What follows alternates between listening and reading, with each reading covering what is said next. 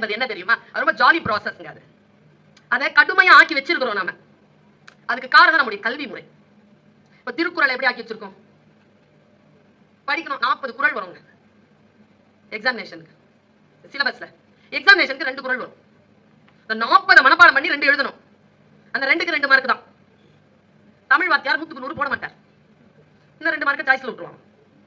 40 குறளும் படிக்கிறது இல்லைங்க. எக்ஸாமினேஷனுக்கு எப்படி படிப்பான்? அது எக்ஸாமினேஷனுக்கான படிப்பா? அது குறள் என்பது தேர்வுக்கான படிப்பா? நான் சொல்லுகிறேன், நீங்க கிறிஸ்தவர்கள் இருக்கிறீர்கள், உங்களுக்கு பைபிள்.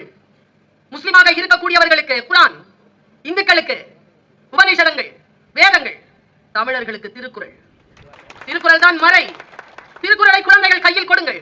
நான் இந்த புக் ஃபேர்ல இந்த வருஷம் முழுக்க ப்ராபகண்டா பண்ணிட்டு இருக்கிறது ஒரு குறளை இங்க சொல்லிட்டு போயிடுறேன். ஓரவஞ்சனை எதுக்கு? இதுவரைக்கும் நமக்கு படிச்சது, இதுவரைக்கும் நம்ம புரிஞ்சுக்கிட்டது எல்லாம் போன தலைமுறை சொல்றது. ஏன் தெரியுமா? 2500 ஆண்டுகள் கடந்தும் இன்றைக்கும் ஏன் குறள் தேவைப்படுகிறது என்றால், அது இன்றைக்கு நாம் வாழக்கூடிய வாழ்க்கைக்கான சிக்கலுக்கான தீர்வை தருகிறது.